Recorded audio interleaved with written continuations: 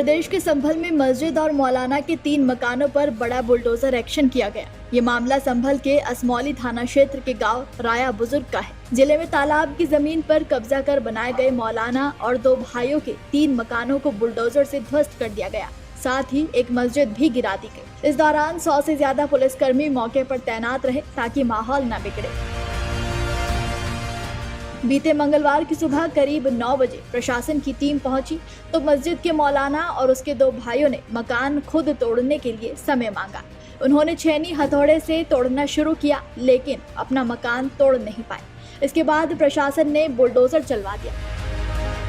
संभल से न्यूज़ 24 के संवाददाता मोहम्मद सद्दाम से मिली जानकारी के मुताबिक इनमें पिछले 50 साल से 5 परिवार रह रहे थे। 880 वर्ग मीटर तालाब की जमीन पर कब्जा कर मस्जिद और 3 मकान बनाए गए थे। मकान मस्जिद के मौलाना और उनके 2 भाइयों के हैं। अधिकारियों के मुताबिक 5 नवंबर 2022 को इस अवैध कब्जे को चिन्हित किया गया था। कब्जेदार अबरार, असरार, बाबू और मस्जिद कमेटी को नोटिस जारी किया गया।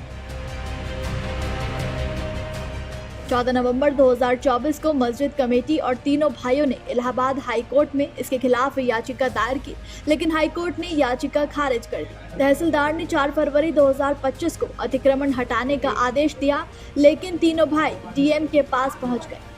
मस्जिद कमेटी और तीनों भाइयों ने खुद अतिक्रमण हटाने के लिए 1 सप्ताह का समय मांगा, लेकिन कोई कार्रवाई नहीं की गई। प्रशासन 2 अक्टूबर 2025 को बुलडोजर कार्रवाई के लिए पहुंचा, लेकिन मस्जिद कमेटी और तीनों भाइयों ने खुद हटाने के लिए 1 सप्ताह का समय मांगा था।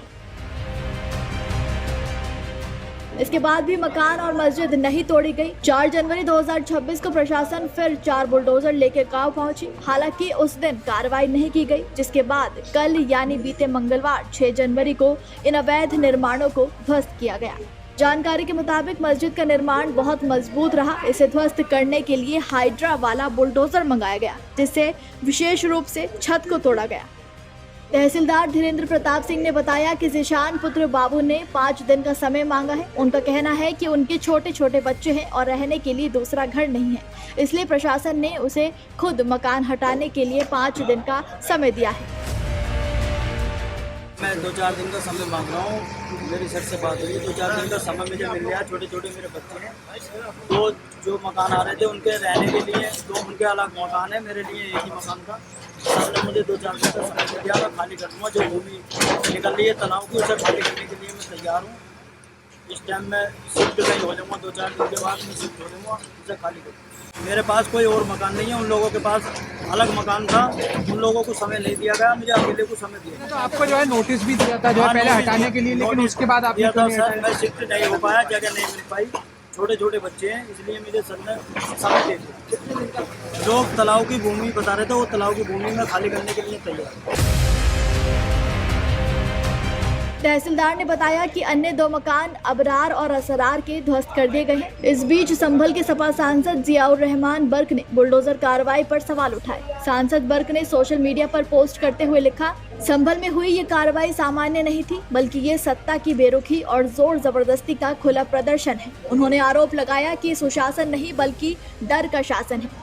सांसद बर्क ने कहा कि संविधान बुलडोजर से बड़ा है और न्याय जोर या ताकत से नहीं बल्कि कानून से होता है। उन्होंने कहा कि जमीन के नाम पर लोगों को बेघर करना और धार्मिक स्थलों को तोड़ना स्वीकार्य नहीं है। संविधान बुलडोजर से बड़ा है। गरीबों और उनकी आस्था के साथ खिलवाड़ किसी भी कीमत पर बर्दाश्त नहीं किया जाएगा। हम सवाल पूछेंगे, आवाज उठाएंगे और चुप नहीं बैठेंगे।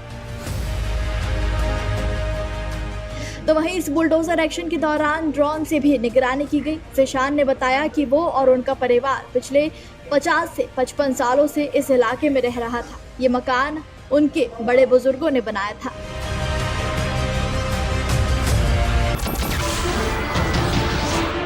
नमस्कार, मैं हूं मानक गुप्ता।